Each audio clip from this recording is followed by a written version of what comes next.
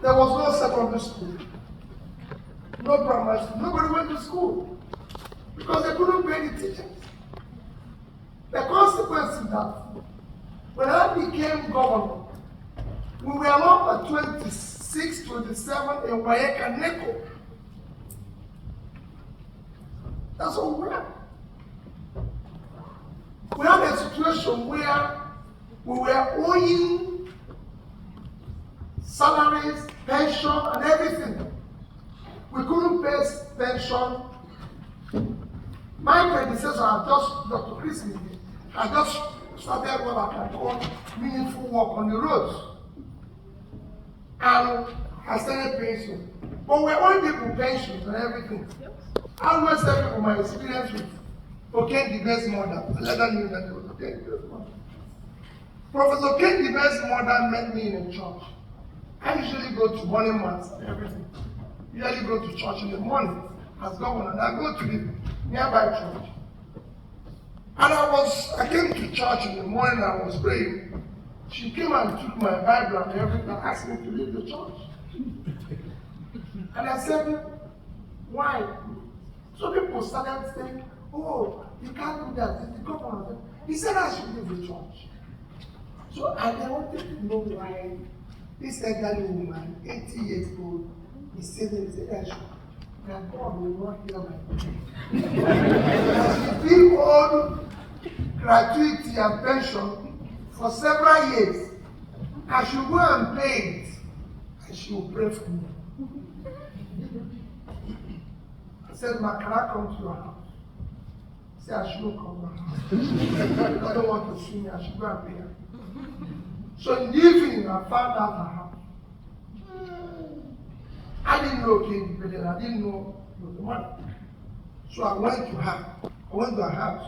She was just there in the evening on her own eating corn and now. Here it comes. She said, I told you not to come.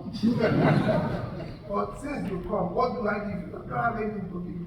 So I said, well, let me enjoy the corn with you. So we sat down. He told me a story. I made him to wake up my mind. Whoever is owing pension and gratuity is committing a crime.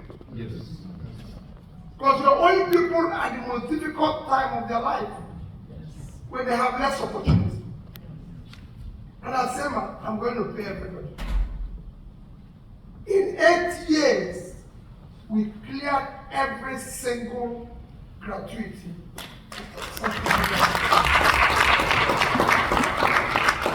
In education, it was the same thing. We went about, brought back the church, brought back the owners of the school, and said, take back your school. They were struck with everything. We will finance it. We will put money for it. Chika is from Umoji. If you go to another place in Umoji, you won't believe in the same school. They changed. We moved from 26 to number 1. So these things can change. I just showed you, we have a Niger State, fertile land, everything can work there. You go there, the governor cannot go to about 7 local governments because of stealing, because of banditry, because of this. I've gone to prisons and asked these kids, why are you doing this? They have no job. So all those things you're seeing today is linked to poverty. The more you put people out of poverty, the more you reduce criminality. That's right. It's happened in Brazil, Mexico, everywhere around here. It's a simple thing. People are going back to Mexico now. From here. So I can tell you, if we start doing the right things today, and you talked about where you're going to get people to support it. No. All of you who are outside Nigeria are the first investors we need. If we have security, law and order today, you put your money there. The reason the biggest contributor to this country's GDP is law and order. And it's a low-hanging fruit. If you, the leader chooses to obey, live by it, everybody will follow through. But rascality and bad behavior has become a measure of power and success in our place. You must change it. If you change it, it will work. And I've seen it work in my small place in Anambra State.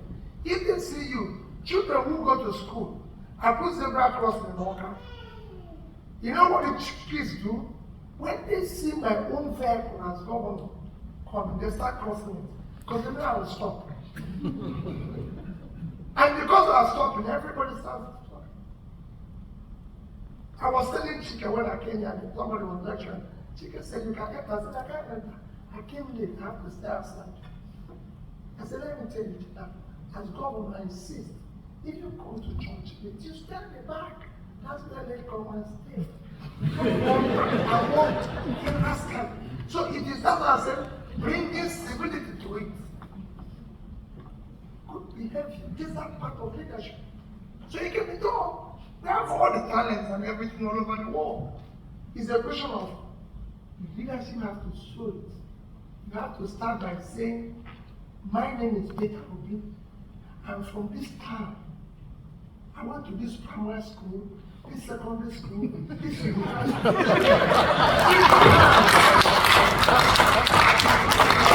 This is very important. You know, when Chika was saying my CV, he said Harvard. I said, no, Chika, I did a program in Harvard. I'm an alumnus of Oxford and Cambridge. You can go and be verified. Verified. Go and verify. I don't need to put injunction for you not to see. Go and tell them in soccer when I can give you my transcript. Go and verify. These are things we must. And we must do it and say, this is who we are. Because that's what makes us.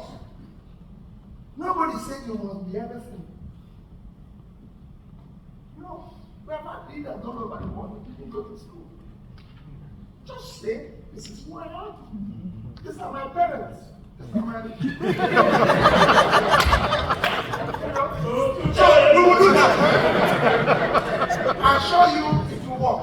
It's not as difficult as people make it do. It is just that we have people who are criminally minded.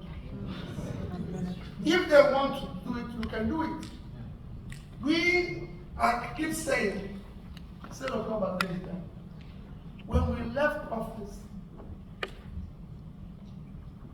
most of the things I do, I was a trader. Most of the writings, I go to him and say, okay, I write this thing. I will tell you the thing in the language I can. Then you have privilege of saying this, saying abroad. Like I always tell my children, I will write something. My daughter read English literature. He will say, Dad, I can't understand this English. I said, I pay for you. I went to school, you went to England, so you have to do English word. So correct it for me, so I can give you a good. But what I'm saying, he knew when we left university, when we left government, we left. We're not going salary, pension, gratuity, any contract or any supply.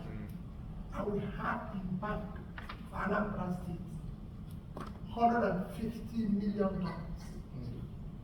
which is supposed to be 150 billion naira today. And if you put interest today, that would be about 300, so Anambra would have had 300 billion in the bank. We left the dollars, didn't sell that. You go to Fidelity Bank, we have $50 million, 12 billion.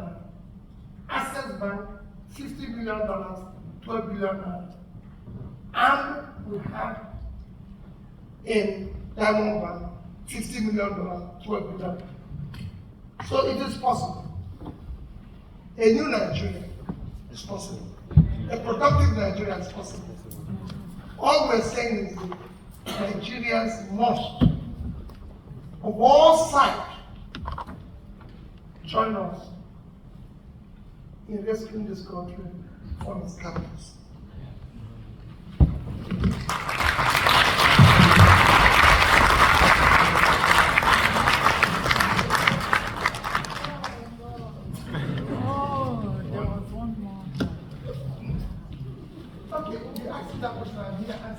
Good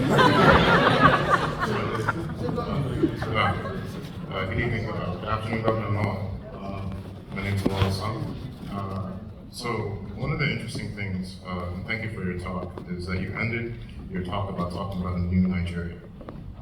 And when I was thinking about our country, one of the comparisons I had was Lebanon, in that in Lebanon, they built into their structure the ethnic divisions that contribute to its dysfunction right now. So one of the questions I have is, what is your vision for a new Nigeria? Particularly, does that mean constitutional reform to a more decentralized and localized government? Because a lot of people suggest that is the solution to many of our problems, is to bring government back to the people. So. Well, it's very easy. You know, there's what you say is all inclusive. We're going to look at it. But the first and foremost thing you need to do is to deal with the issue where the Constitution as it is today. There's need to restructure Nigeria. It needs to have all those things. But as it is today, I can tell that if it's being well operated by people who are not criminal, it will still work. What we need to do first is to stop people from stealing public money. It's very important. That's why we were able, I just said what we were able to achieve. You don't need to change the constitution to stop corruption. You don't need to change the constitution for government to do what is right. Invest in education, invest in health, invest in pulling people out of poverty. You don't need to change the constitution for people to secure the country. The country needs to be secured. But when you throw people into poverty, you have a crisis. So you have to start. And as we go, we can now discuss how we're going to live, different ethnic groups and everything. And all this is in the constitution, how you can do it and do it well. But we need to start doing the right thing. And when you're doing it, people can see it visibly.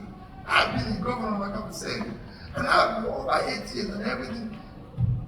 Your Majesty, I can know that well, as governor, everybody knows we have a system, we agree. If we want to do a budget, we go to the people.